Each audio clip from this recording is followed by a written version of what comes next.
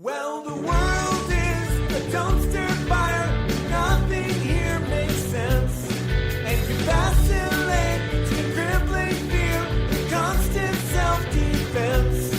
And nothing's right and nothing's good. And you're paralyzed with grief. Don't kill yourself, just have a cup of coffee. Welcome to Coffee Over Suicide, the dramedy podcast about mental illness and choosing life over death, one cup of coffee at a time. I'm your host, Chris Parker Howard, and happy Friday out there. How's it going, everybody? You enjoying the weather?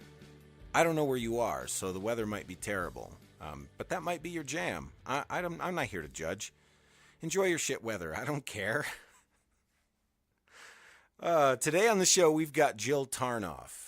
She is a yoga instructor. She's a survivor of herself, much like a lot of us are. And the conversation is really fascinating. I'm really enjoying the conversations I'm getting with people from, all over the place.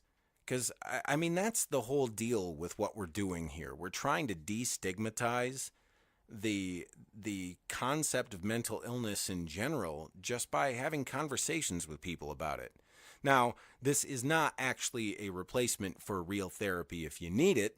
This is more like throwing a quarter at a Zoltar machine and making a wish. That might do something for you. Not that the machine has mystical powers or anything, but, by your very intention of lobbing a coin at a animatronic dum-dum, you've decided to make some changes in your life. Even if those changes are, as dumb as a wish. That's your right. Just like listening to this podcast, it's the same thing. So, like I said, today we've got Jill on the podcast, and the episode is fantastic. And one of the themes we touch on in the show is the concept of bravery.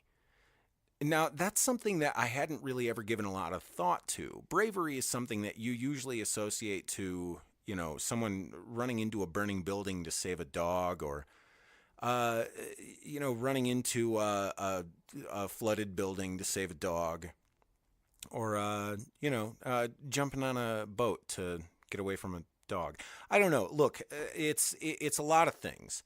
Bravery means a lot of things to a lot of people, but to me, it typically just was reserved for large acts of valor. But see, that's why we have different words, because they mean different things. Am I telling you something you don't know already?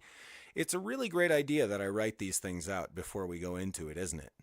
Do we feel bonded yet? Do you feel like you know me because I'm rambling on too much coffee and not enough air? I'm in the mountains of Colorado, and I'm losing my mind. I'm having a wonderful, wonderful day. I left my job today to pursue another adventure, which I guess we'll talk about some other time. But for the moment, all I can say is it's going to make things interesting. It was a choice. That's new for me. I'm not used to that. Not used to having so many choices, especially good ones. And I did have choices. I had a few offers in front of me, and I chose one. And because I like to beat myself up and live in fear, I've been wondering when the shoe is going to drop because something good happened to me. You ever do that? You ever have something really good happen to you, and then you think immediately, I don't deserve this. So something bad has to come along to balance this out. In fact, you hope something bad happens so that you can feel calm again, so that your own perception of the universe is maintained. How ridiculous is that? That's something that I feel quite often, and I'm working on it. And I hope you're working on it. And if you're not working on it, work on it. I mean, again, don't take my advice on a lot of things, but you can probably take my advice on that. Now, I know I didn't talk very much about bravery, and that's on me, and I'm going to own that. But I think what I'll do instead is I'll let our guest discuss it, because she does it way better than I do.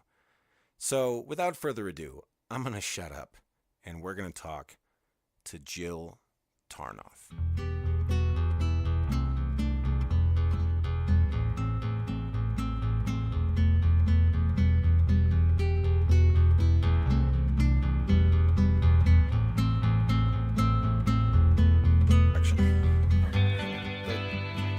Oh, it's slipping. It's slipping. It's happening. It's wiggly too. I know. It took the cue. You weren't supposed to do that, mic stand. All right. Well, now it's there. It's more better. More better. More better gooder. Word. Awesome. All right. Yeah. So what's the deal with the world of yoga?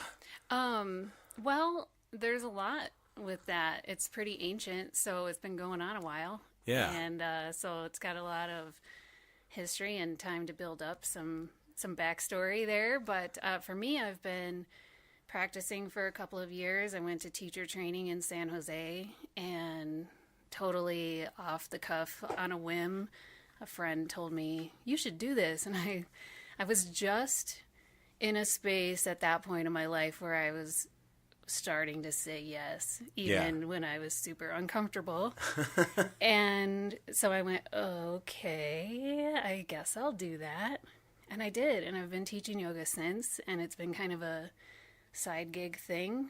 And I actually, the gig I have right now, I literally just texted the gym owner right before I came here and told her I quit. So Well, That's congratulations what's happening then, with that. I guess. Yeah, it's just been, seasons. Yeah. Things pass, things, change, and it's time to go. So it's no big deal. Something else will come. Yeah. Yeah. I mean, it sounds like that's a really healthy attitude. Was that always how your brain worked? Hell no. So let's start backwards. Okay. Where were you born? Were you born here? No, I'm from DeKalb, Illinois. Hey. Hey. Right on. Yeah. That's let's see. That is what for geography. That's South of Rockford, west of Chicago. right. Right smack dab in the middle of northern Illinois. Yeah, so it's the fun one then. Yeah. Well, it is the home of Northern Illinois University, so having a big state school there, injects a certain level of culture you don't otherwise get in the middle of cornfields. Sure. So there was that. There was a lot of fun things that probably, I shouldn't have been doing back then, but, Well, that's part of how all that works. I mean, Right. especially, when you're feeling things out in your teen years, it's nothing but a series of really awesome mistakes. Right. Yeah. And I definitely made plenty of those. And I was listening to a discussion you had with someone else. And I don't remember who it was now, but you were talking about, overcoming anxiety with alcohol. Yeah. And so I got really proficient at that. And, it became sort of this thing that I realized over time. I mean, just to dive right into it, I got really interested in being numb because being anxious was so horrible. Yeah. Yeah. Completely. And in a college scene, there's a lot of options for numbness. So Oh yeah. I explored those. Yeah. I mean, people will give you all kinds of things, and Oh, yeah. especially if you're not entirely sure. I mean, you look at a person and they'll give you something, and you go, "Well, they seem to be handling it." Right. So I Seems guess I'll all right. probably be okay. Yeah. Yeah. It'll be good. That's a really great way to do things. Yeah. I'm still alive. Yeah. Well, lucky for that, I suppose. Yeah. But so you're in good old Illinois, and you're going to college. When did you come here? Like 10 years ago. Nice. Yeah, I moved a lot in a short amount of time. I went to Italy for a little bit, and then when I got back to Illinois, I was like, whoa, yeah, no, I don't really want to stay here. Yeah. I mean, how would you after Italy? Yeah, so I was there a few months, and then I came back, and I started making moves, and I moved like 8 times in 3 years. So I was all over the place in a bunch of different states doing all kinds of stuff. Mostly cooking. I have a culinary degree, but I also have a degree in fashion, and yoga teaching certificate now, so it's kind of like all over the place. Yeah. So you're still putting on the outfits and figuring out, which hat you're supposed to be wearing. I love hats. Yeah. Accessories are my jam. Well, that is so interesting. So how many places did you blow through, like, before you landed on Denver? Oh, I was in Reno, and then I moved to Tahoe, and I lived in California for a little bit. Mm-hmm. And then I was all over the mountains here. Yeah. And then yada, yada, yada. I met a boy and things changed, and now I live in the suburbs. Yeah. The thing I dig about the suburbs is that I don't have to worry about it. That's the thing that I like. I mean, of all the things that I don't like, the thing that I like is that I don't really got to worry about it. Yeah. Like, if I forget to lock my car, it's probably fine most of the time. Yeah. I don't know. It's quiet. I'm probably the loudest person here with the drums and everything. And my neighbors, instead of, telling me to knock it off or something, they're like, "Sounds good, bro." It's like, "Thanks, man." Sweet. I like your neighbors. That's yeah, nice. they're pretty good. They're either cool or they keep to themselves. Yeah. And so, I got the same sitch. Yeah. Yeah, I'll take it. I Yep. mean, they don't need to know, like, what kind of person I am. I mean, I don't want them to know. Can understand that. Yeah. Yeah. I don't necessarily want everybody to know what kind of person I am either, but I do sort of put it out there every day, so it is what it is. Take it or leave it. Which was probably not always my attitude. It's taken a lot of like introspection, discovery, growth, self-help books, therapy, whatever to figure out. Well, it sounds like a lot of that was just moving around. Like, which thing came first? Was it the moving or trying to figure out that there was, something, maybe amiss in the wiring?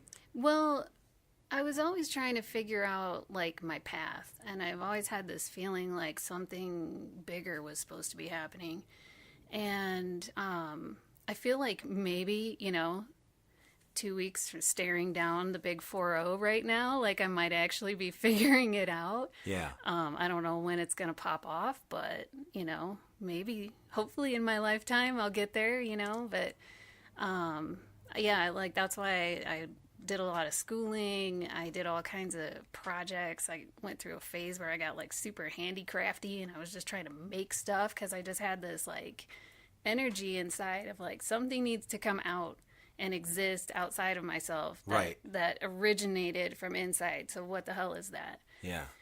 And for a while it was like bead bracelets or something like really silly because I had no idea. Like, yeah. I didn't know where to begin. So. You just needed a box to put some of this stuff in, and maybe it's, maybe it's a friendship bracelet. Yeah.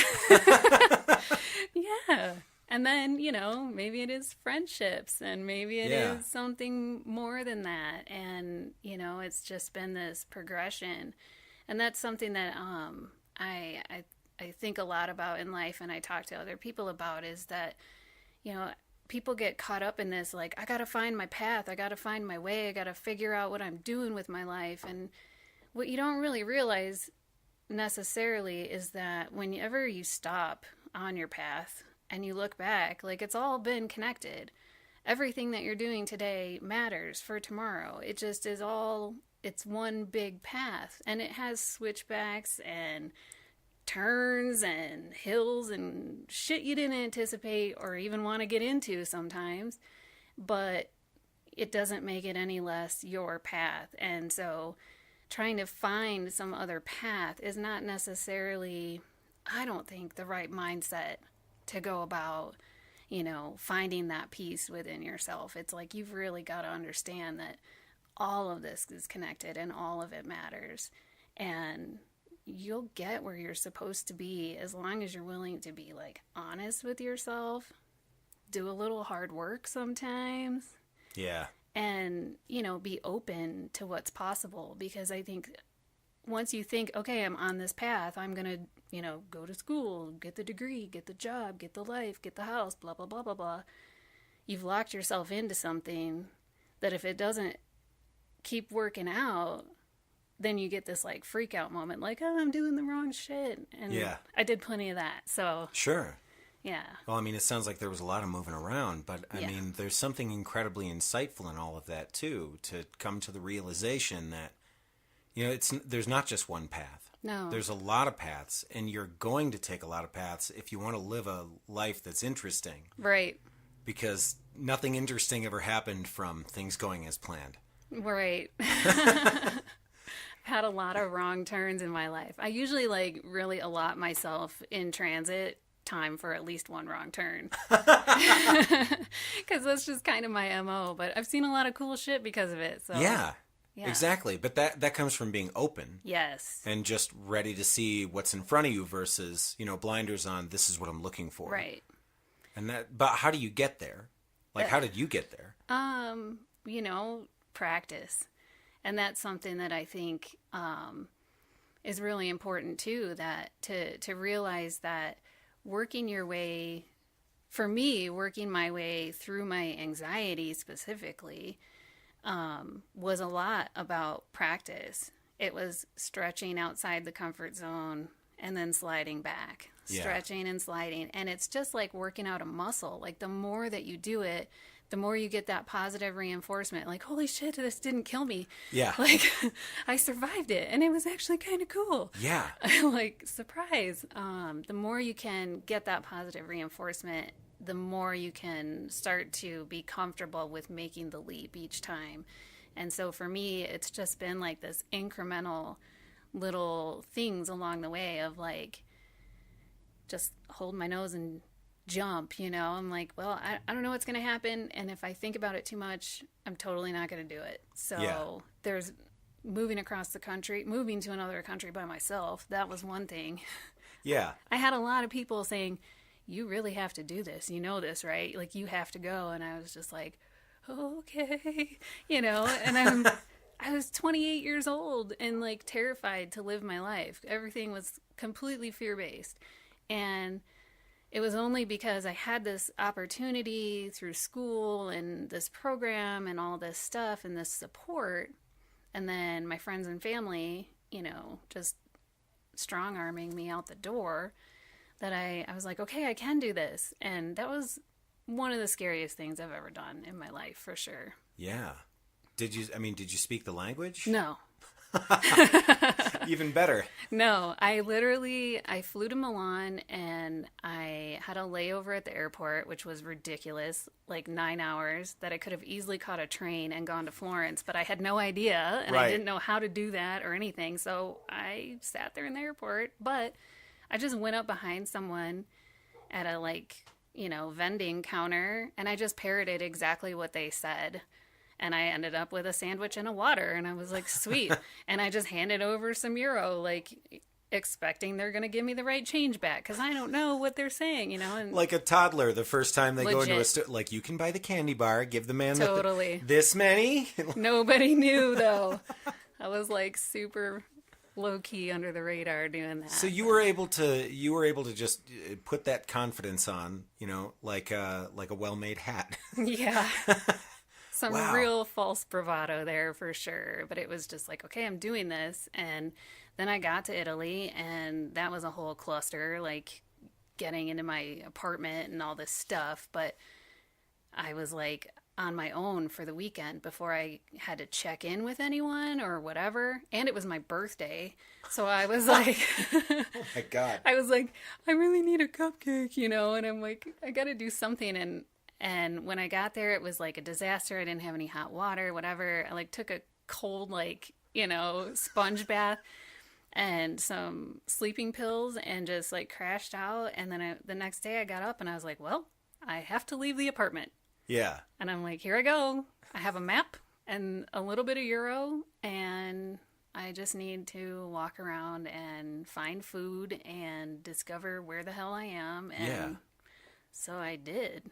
Well, that doesn't sound like false bravado. I mean, that sounds like the exact right amount of let's do this. Yeah. But I mean, I was not confident in any way, shape, or form. Well, where did that idea to, override the fear with action come from? Well, initially, I mean, going there was a whole lot of pushing from other people. And then once I was there, it was like, I have to eat. I can't go 2 days without food and water. So have you ever been in that, I mean, not that exact position before, like, you know, I'm not saying your parents dropped you off in the wilderness and said, find your way home and you can live with us again. you don't know. Like, No, but you know what I mean? Like that thing of, you know, the self-sufficiency thing where you're thrust into a situation where you've got to respond because the alternative is more frightening than the situation. Yeah, well, I feel like that was the first time it happened, certainly to that scale.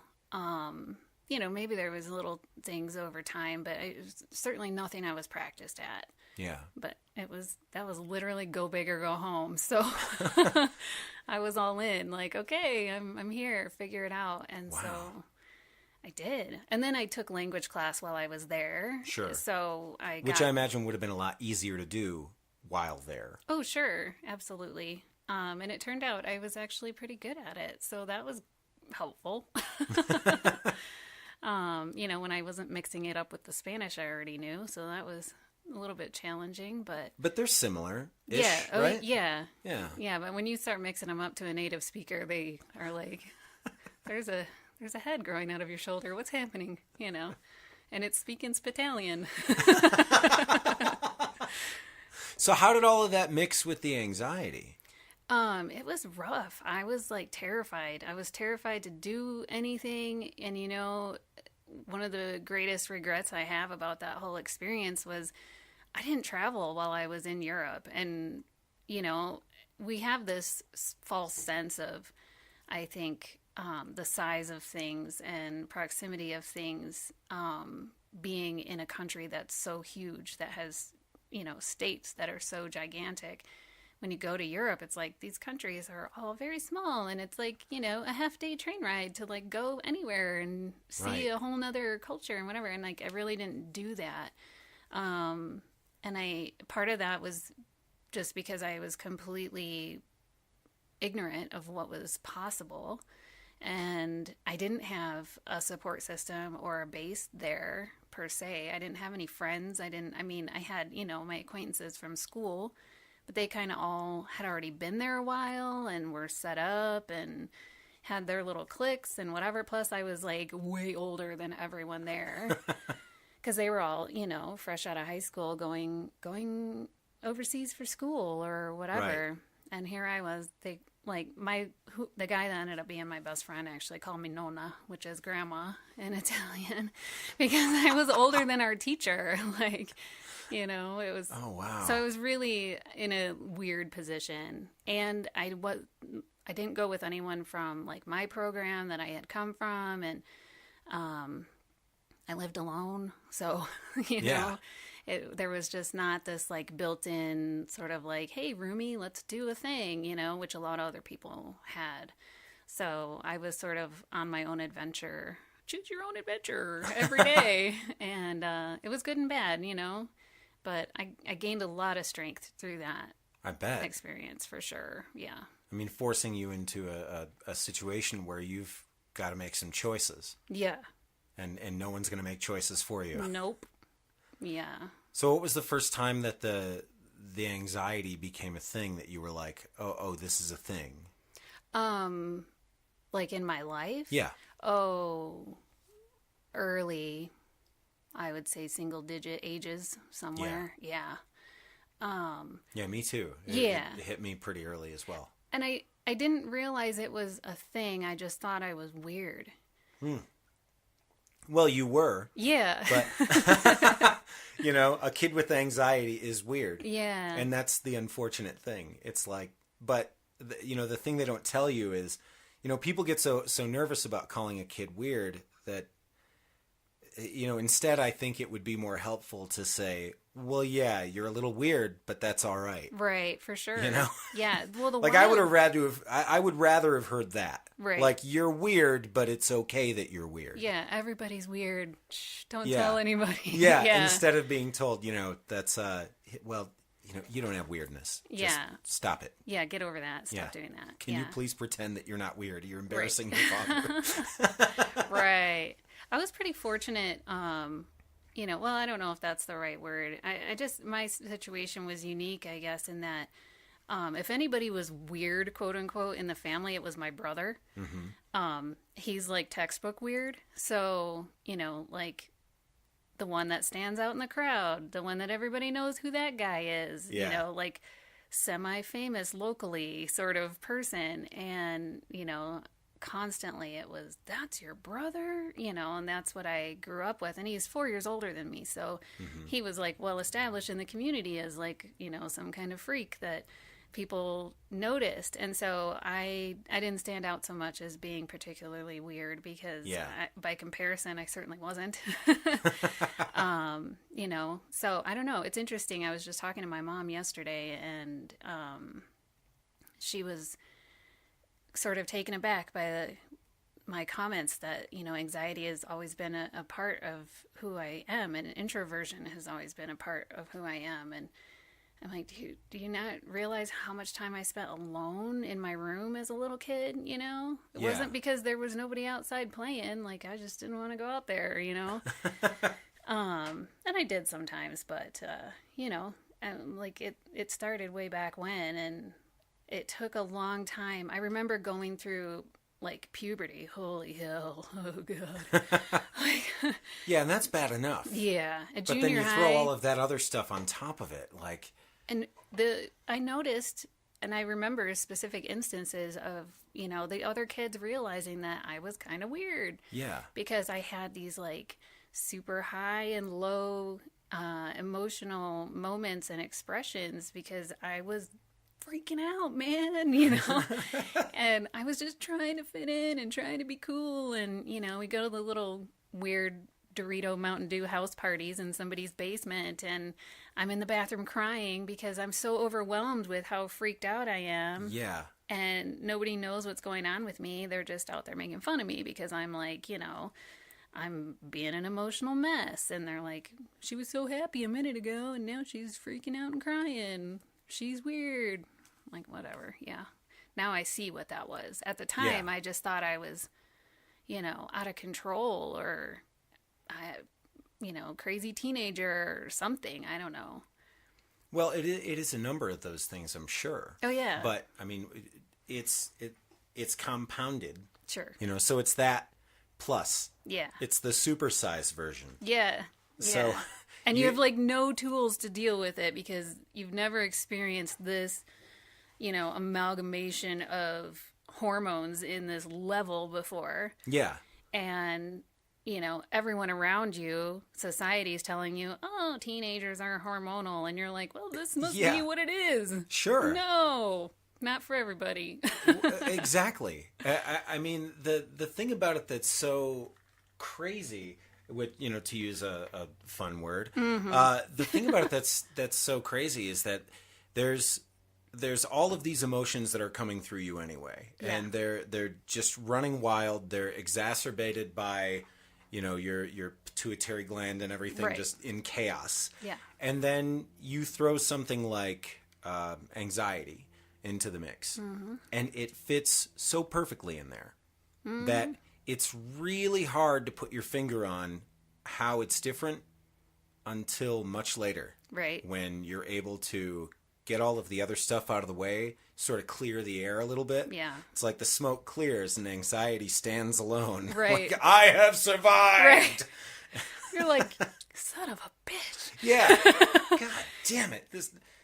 You're who's coming with me? No. Okay. Well, I was sort of hoping that, the funny part would come with me, but anxiety it is. Right. Like, womp womp. Strap in. We're going for a ride for the next several years. Mm-hmm. So then you figure that out at a young age, that there's something just, a little more sideways than normal, let's say. Yeah.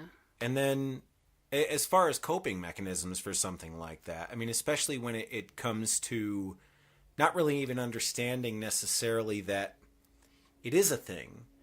Yeah. Your personality will start putting defense mechanisms in place against yeah. the world for you, whether you like it or not. So, I mean, what were your particular things? I think I told you in our message communication, I said I'm nothing if not a clown. I was definitely the first person to make fun of myself. I figured out Controlling the way in which Yes. you are laughed at. Yes, I'm that's a sure good you one. can relate. Maybe you know a few people that have been through that. Oh, yeah. Yeah. Yeah, so I was purposefully weird, like just silly stuff, wearing 2 different colored shoes, or, I went through a phase I had all kinds of different color hair. That was before that was like mainstream normal, Sure. 25 years ago. Hot Yeah. pink hair in the middle of a cornfield kind of stood out. Yes. So, I was, yeah. Yeah, it's like you see the kids on the football team doing that, pink mohawks and things now, and it's like, there's a little bit of me that's like, how many times I had to get beat up by your older brother? Oh my So that gosh. you could do that? Yeah, exactly. Exactly. Yeah. So, and because I kind of had this sense and this feeling like, I was never going to be a cool kid. I was never going to fit in. I tried, for a little Yeah. while. I think I was on pom-poms in junior high, but even when I was in the mix and doing those things, participating in those activities that all the cool kids were doing, it never felt right. I always felt like some kind of imposter, and so eventually I kind of just stopped doing that. And then there was a few instances in high school and stuff where I did things more like just to spite people because, they were like, oh, she'd never do that. I'm like, oh, really? Watch me, Yeah. Just And- really leaning into it. Yeah, and I did that a lot, and I think that is something that evolved and actually continued to be something that I utilized, long after those angsty years to, just get in there and live life and do things. Sure. Because I just was like, well, if I let what I feel like my state of mind is control what happens, I'm never going to leave the house. Yeah. So do I want to do that? Sometimes I do. And sometimes I still do that. But, but I realize that there's this whole other part of me that wants to experience things and wants to enjoy those things and learn and explore and grow and have fun and meet people and yada, yada, yada. I just happen to be one of those people that needs a break after that to like recover, it doesn't fill me up. It drains me, but that's the introvert. Yeah, totally. And, there's a lot of anxiety that goes into making the choice to walk out the door. Yeah. And I mean, I've had, even in the last, 5-10 years, certainly, moments of just like, okay, I committed to this thing and now I'm doing this thing and I'm standing in my living room crying because I don't want to get in the car and go because I have to drive somewhere I've never been. I have to talk to people I've never met. And then, and then what? And then what's going to happen, Yeah. And one of the biggest things, I was just reading something recently where it was talking about one of the ways that you know that you don't love yourself is if you're like super judgmental of other people. Like, oh my God. Ouch. That must be true. I was like, oh. And I definitely spent a really, really long time. I'm hypercritical of myself, like super perfectionist, a hyper organized person. Yeah. Like Virgo to a T. And I realized that, I was holding everyone to these unrealistic expectations, especially myself, but other people too. Sure. And it's only really been in the last 5 years or so that I've actually discovered that there's another way to be. Yeah. And that I don't have to live in that cycle of, not meeting expectations, because that's a shitty place to live. Yeah. And it started with, there's been multiple phases of this learning process, but it started with, I noticed that I was critical, particularly of other women, just like strangers on the street. I'd see a woman who looked a certain way and I would think, oh, who's she?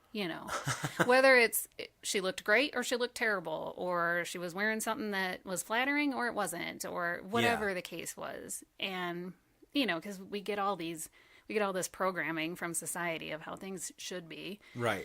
And so I realized I was having a lot of nasty dialogue about other people, which is like horrible to say out loud. I'm like, oh God, I'm such a terrible person. But the thing I started doing, the practice that I employed was rather than, because I realized really quickly that stopping the thoughts was not easy. Like that was not an easy route. Yeah, because you created those thoughts. Yeah. And it's been a really strong habit for a really long time. And you're never going to just like break a habit overnight. Like there's a lot of work that goes into that. And so I started instead of just trying to stop the thought, I'd have the thought and I would always add, and she's perfect. And that was my code switch that allowed me to say, that bitch with those pants, oh my God, and she's perfect. And I started, it actually, like, it changes your mindset to a level that allows you to release the judgment. And after practicing that and doing that for a while, I discovered one day I was having the thoughts less and less. Mm-hmm. And then I went to yoga teacher training and we talked about, in yoga, there's like, there's a long spiritual history. And that not a lot of Westerners, subscribe to or even understand or learn about or whatever, which is whatever. I'm not judging that, certainly. Sure. But there's this concept of what they call the Atman, which is the divine light that resides in all of us. And you can look at it from any theological perspective or non-theological perspective. There's a spark of consciousness that exists in all of us. I think we can mostly agree that's mostly true. Yeah, we can all land, in the neighborhood of that, I think. And when you recognize, if you can get to the point of understanding that spark of consciousness, whatever the source of it is exactly what it's supposed to be. It's not something that you created. However you believe it came into existence is your belief, but it's almost like it's a universal law. There's this thing in me, it exists in you, it exists in everyone.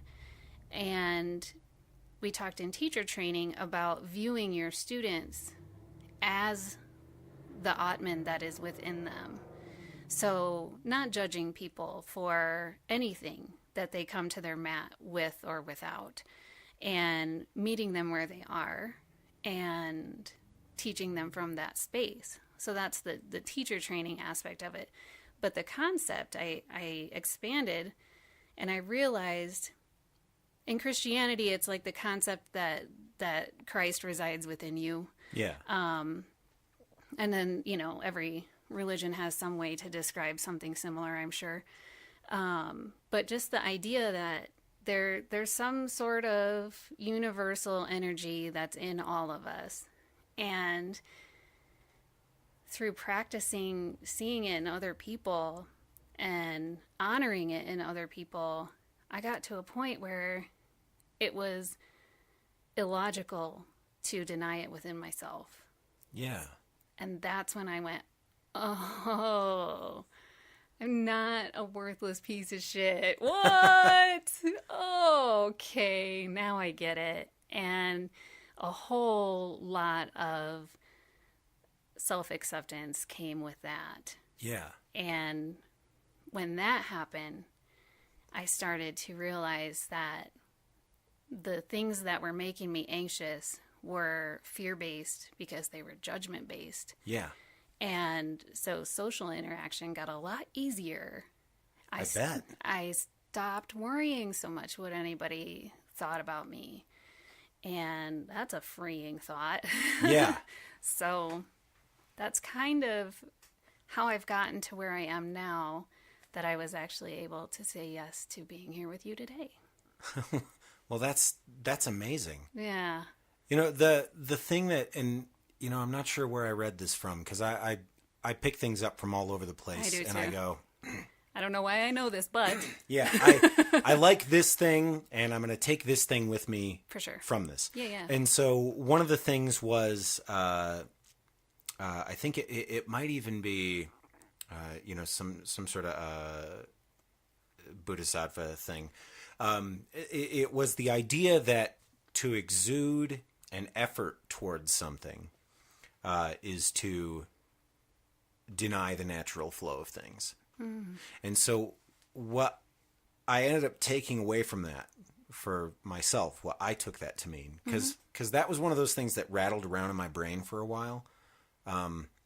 You know, sort of like an enlightenment grenade, I guess, because I read it and I dismissed it. Sure. And then I thought about it. It didn't go away. And I thought about it. And it didn't go away. So I had this intellectual puzzle I'm trying to solve, you know, with faulty tools and, you know, half soaked in vodka, you know, just. Word. Yeah. So, but then it would come back to me at these times. And, you know, when I'm trying to just mask everything and push everything off to the side instead of feeling it. But the concept of looking at something that you have to do as something that's going to take your energy, like I have to make the effort to go do this thing. Right. There's a lot of choices in that, and there's so much wiring that goes so far back that has to be undone before you can realize that you can look at a choice without effort and still make the choice. But the idea is to make it without the effort. To give in to the choice is to not have to exude the effort. And so more things should be like that. The more you have a confidence and a self-awareness in yourself, not even a confidence necessarily, because I think a little bit of instability is good for you. Yeah. But Keeps you awake. Yeah, it does. Absolutely, it keeps you awake. And I like being awake. Yeah. I like being a little off. I don't like being a lot off. Right. But I like being a little off because I feel like it makes me think a little more. And even though I guess in a way that could be construed as effort towards something, I'm not entirely sure that it is, because if you give in to the process, it's very little effort to no effort at all. Right. And so it sounds like what you were saying with the journey that you went on with your situation is very similar in a lot of respects. You know, coming to that place where you finally see yourself without all of the filters that you put in front of yourself. But then you got to let go of all that baggage that you carried with you that you thought you needed. Right. And, That and- somebody else packed for you, probably. Yeah. But then you start to figure out who you are, and that's Yeah. not always easy. No. And I think, you know, because it's not easy, and because it's not a practice that we're taught generally in our society, for sure. And so discovering that it's even possible is like, you know, I say with everything, step one, awareness. Yeah. You know, and so gaining awareness that you have a choice is, it's huge. And there's just a shit ton of people that never get to that point. Yeah. And it's like, and you see them all around you every day. And it's sad, because you just want to like, be like, man, wake up. Yeah. Like, you have a choice. You have a choice. Yeah, but don't you think that some people bump up against that choice and say, Whoa, fuck it, I'm out. whoa, yeah. Like, that's Oh, just yeah. too much. For sure. Choices It's scary. are frightening, because now Now there's unknown, there's unknowns. and then there's fear. Yeah, it's so much easier to look at those things and say, yeah, you know what? I survived not asking my boss for a promotion. Right. So I'm brave. Right. You know, and that's the thing you tell yourself in your own head. Yeah. But then, you know, outwardly, You know, it's like, oh, my boss is a dick. Like, I'm not going Right. to talk to that guy. Right. I'm self-aware. Like, well, okay. But there's so many options in front of you that it can get overwhelming. Yeah. When you realize that literally the sky is the limit, you just gotta make some choices to go mess some stuff up. Well, that's for sure true. And I think, you know, every like supernova successful person in the world will tell you that they've, you know, fucked up a million times. Yeah. So, and I don't know what it is that we all get it in our heads at some point that, you know, screwing up is not an option. And, you know, I think it's a lot of programming that happens, particularly through like our school system and stuff like that. And they say things like, I want to set you up for success. Yeah. But, I mean, the context of that really should be, I want to teach you how to be gracious in your failure. Like, this is what you can learn. Whoa. From, you know, I was talking to a guy the other day, and this is a controversial statement, for sure, and I'm probably dead wrong. Okay. So I preface it with that. But I was talking to a guy the other day, and it's actually a conversation that's going to be coming out later this month. And we were talking about how you really learn a lot of things about yourself when you know how hard you can take a punch. Yeah. There's something really kind of good about that, because you start to know where the boundaries are. It's not a bad idea to bump up against the boundaries and figure out where they are. I guess ultimately that's the lesson. You don't have to get punched. But, you know, for some people they need that. Well, I brought my list. No, just kidding. You know, I totally agree with you. You know, it's like you have to realize how capable of surviving you are. Yeah. And if you never test yourself, how can you know? Right. And you'll just always wonder. And then you're going to be that, you know, that person in all the memes that's on their deathbed thinking, gee whiz, I'm sure glad I took no risks in my life, you know? Yeah. So, yeah, getting brave is a challenge. And, it's something that I've worked on in a lot of ways over the years. And I feel like there's a difference between being brave and being confident. Yes. And 1,000%. Yeah, and I think a lot of people mistake the two when they see it outside themselves. Yeah. They look at other people and go, oh, they're so confident. I am not a confident person. I have a tattoo right here that says confidence because I needed it. Right. Not because I have it. It's like a memento situation. Like, like you just gotta look at it once in a while. Yeah. Oh, yeah. I need that. Okay, there it is. And, you know, they make shirts. Yeah. That's true, they do. What? I'm wearing one right now. Imagine that. Yeah, but that was just, you know, whatever. Yeah. It was like, I remember, like, in culinary school, you know, in school, God, that's a time to be brave, because there's not really consequences, even though they tell you there are, but that's a load of hooey. Yeah. So I would get brave, and I would just get in there and, you know, take a hacksaw to the chine bone of a pig, like, you know, and everyone's like, wow, you're so confident. No, I'm actually not. I don't know what I'm doing at all. But here's a place to screw it up. So I'm being brave and doing that. And, you know, and then you get out of school, and then you got to, like, figure out how to manage your risk and still be brave. Yeah. And keep moving, expanding. Sometimes it's like the, you know, the balloon inflates and deflates, and you do this little back and forth, you know? Yeah. I just read something the other day, and I think I posted it on my business page about, like, not every, even the most beautiful flower doesn't bloom all the time. Yeah. And it's like, how can you expect yourself to? And it's like, oh, man, you're allowed to kind of, like, get back in your little cocoon and, like, regroup, and then venture out again, and then regroup. So, yeah, it's weird. Like, I said, you're allowed, and it's like, well, who the hell was telling me I wasn't, you know? But right. I don't know. We just, but we do. We all assume that there are these, you know, invisible gatekeepers out there in the world that are just, beholden to the rules. And, if I don't do things correctly, then boy, I don't know. I didn't think that through all the way. But if I don't do things correctly, something, I guess. Yeah. Yeah. I think most people have that. Just about everybody has that. Yeah. And I think, part of it is like, society, culture, social construct, yada, yada. You got to figure out how to get by in life and survive without like, unless you're like Andy Warhol or something, or like Huntress.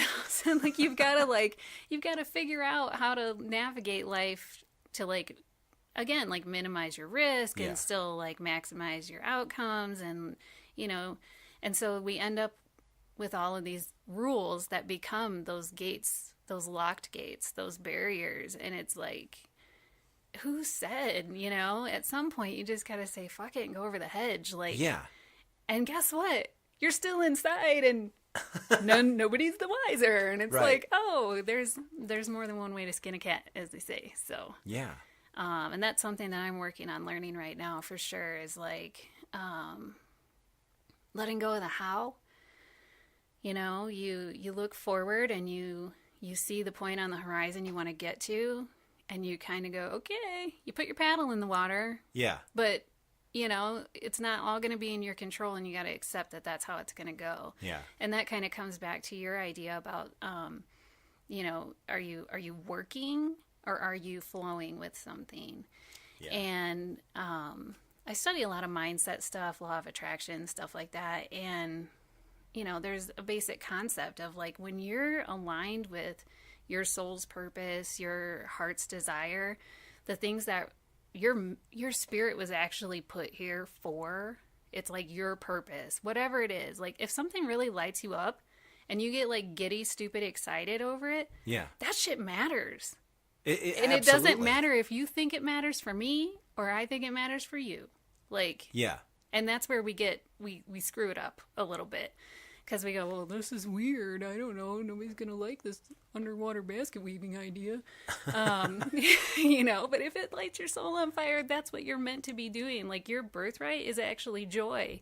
Yes. And when you're doing the things that light you up, you're in flow with the energy of the universe or whatever you want to call it. Woo woo, man.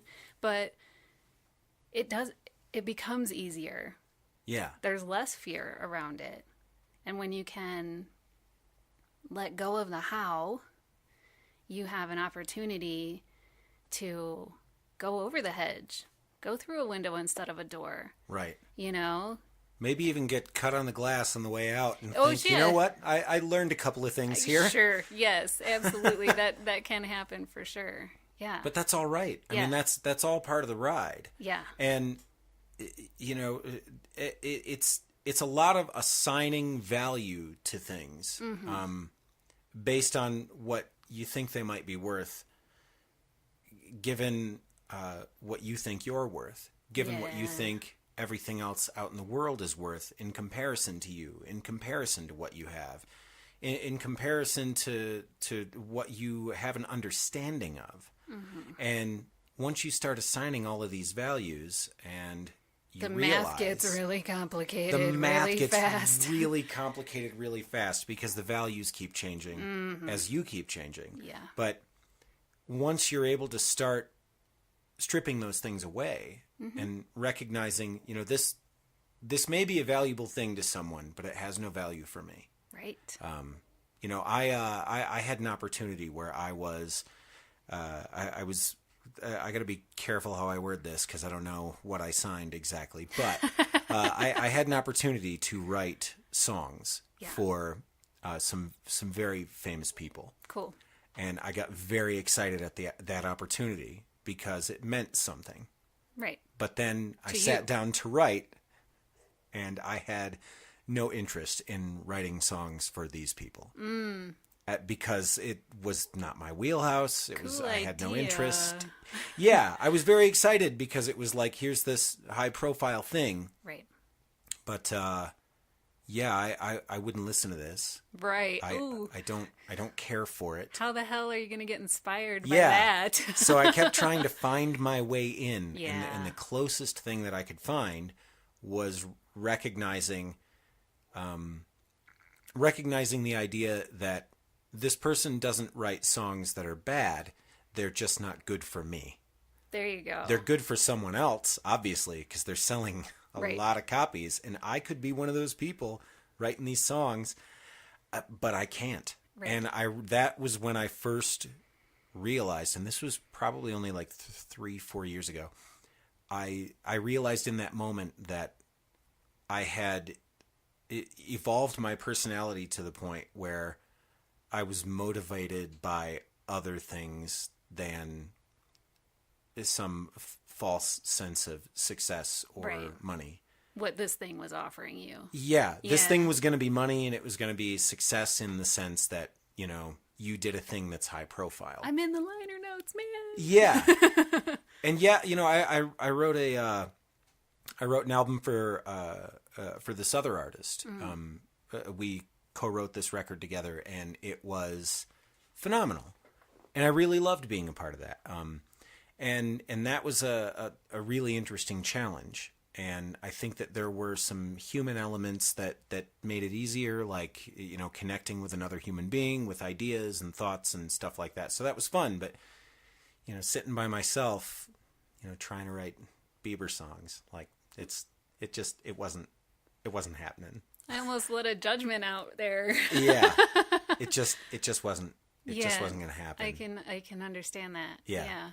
It's, you know, honestly, like, you know, good for him doing his thing, Right. whatever Absolutely. he's doing. But like that's not But you. if his songs are going to make some 12-year-old kid who's getting the shit beat out of him feel better at the end of a please. day, then More fuck of yeah. that. Yeah. Yeah, exactly. More of that. Whatever I think about him as a human being, Yeah. I don't have to be around him. No. But there are all of these different things out there in the world that you can choose to do with your time, that you can choose to do with yourself. You can make a lot of personal choices. And one of the best ones that you can make for yourself is to start trying to be honest with yourself. Oh yeah. And that one can be a real bitch. Yes. Yeah. Oh yes. Yeah, because you know you have all this programming. Yeah. You're just I forget which famous person said it, like, stop shooting on yourself. Like, Yeah. you know, we shoot ourselves to death with everything. And it's like, you can should your whole life away. And, you know, I absolutely despise that word. I try not to use it much for myself.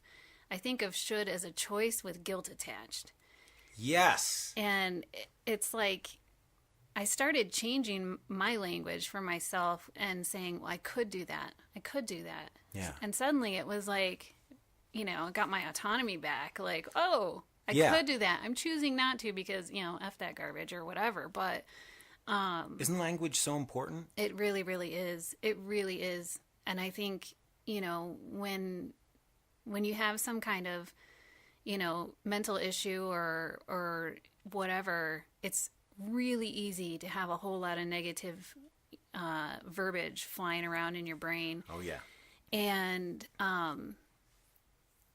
it's interesting that you can practice out of that to a certain degree. And I like I was telling you before, I did that with, you know, judging people and saying, and she's perfect. It literally changed the way my brain worked. And I stopped being so damn judgmental. And then I realized, oh, if I'm being judgmental about myself and saying, and I'm perfect, you know, I have a bracelet somewhere that says perfectly imperfect, you know, because Did you make the bracelet? no, I didn't. I could have, though. I have the skills. Just kidding. But yeah, it's like, it's really important how we talk to ourselves. And I think there's not nearly enough education about that. I think there's not enough practice of it going on.